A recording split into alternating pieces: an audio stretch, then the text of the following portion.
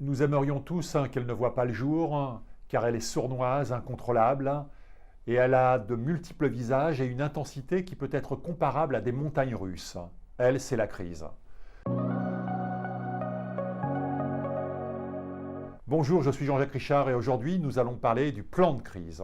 En chinois, le mot crise est constitué de deux idéogrammes. Wei, qui représente le danger, et Ti, l'opportunité. Avant de constituer une opportunité, toutes les crises représentent un danger, raison pour laquelle il est essentiel de s'y préparer pour pouvoir y faire face.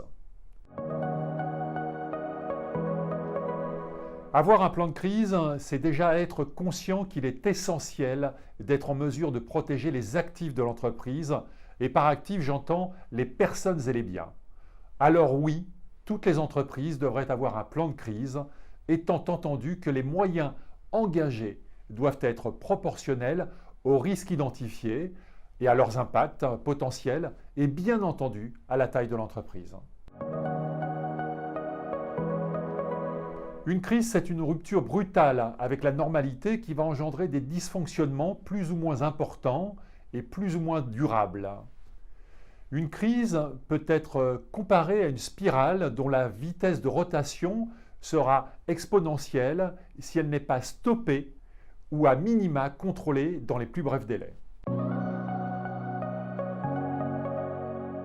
Comme vous le voyez sur ce schéma, la crise est composée de 4 grandes phases.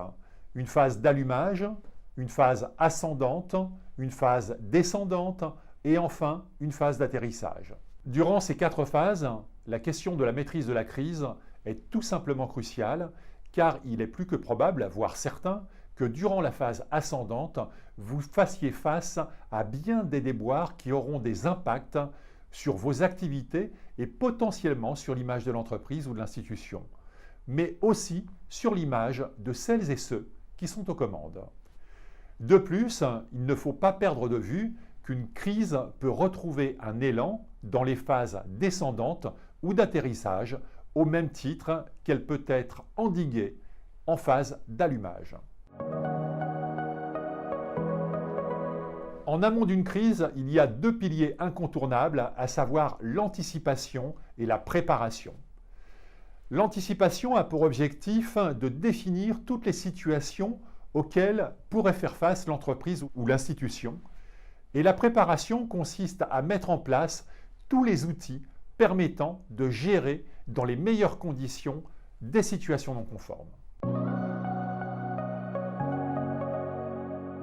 C'est l'agglomération des étapes que je vais vous exposer qui va constituer le plan de crise.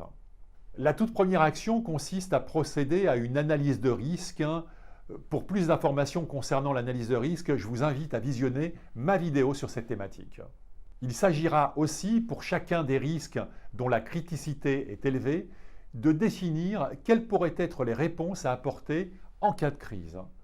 De plus, pour les risques dont la criticité est élevée, il s'agira également de procéder à une veille active afin de pouvoir détecter des signaux faibles. La seconde étape consiste à constituer la cellule de crise. Pour cela, la question à se poser est de savoir quelles sont les personnes dont la contribution sera essentielle pour gérer une crise. Difficile en l'espèce de se passer des personnes en charge des opérations, des finances, des ressources humaines ou de la communication, pour ne citer que ces quelques fonctions. Selon mon expertise, le nombre de membres permanents d'une cellule de crise ne doit pas excéder 10 personnes. Il faudra également identifier les backups de ces membres permanents, ainsi que des experts internes et externes qui pourront venir enrichir les réflexions des membres permanents de la cellule de crise en cas de besoin. La troisième étape consiste à définir où et dans quelles conditions pourront se réunir les membres de la cellule de crise.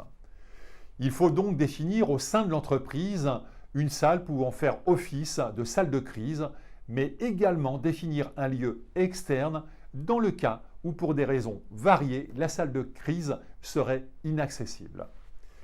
Il s'agira ensuite de définir les équipements qui doivent être présents et opérationnels en permanence dans cette salle.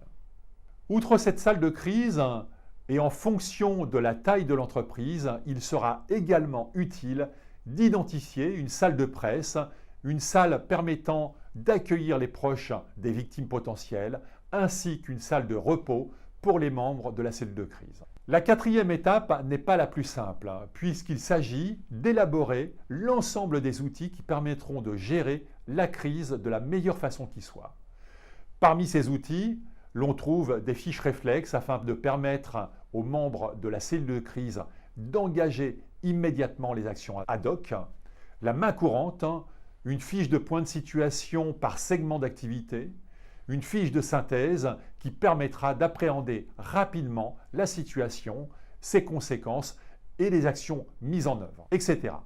La cinquième étape, et non des moindres, est de parfaitement calibrer les moyens nécessaires en fonction de la typologie de crise qui pourrait être rencontrée. Ces moyens sont matériels, organisationnels ou bien encore humains. À titre d'exemple, si la crise que vous rencontrez devient médiatique, vous serez alors assailli par les demandes d'interviews, les communications sur les réseaux sociaux, les fake news, etc.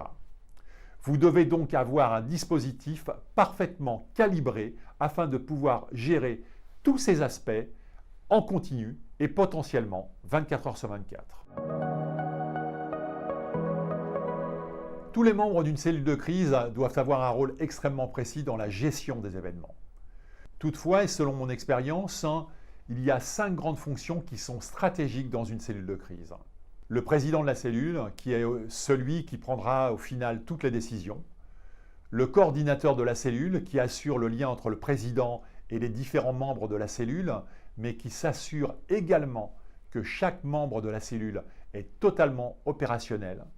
Le prospectiviste, qui aura en charge d'anticiper les actions et réactions à mettre en œuvre. La personne en charge de la communication.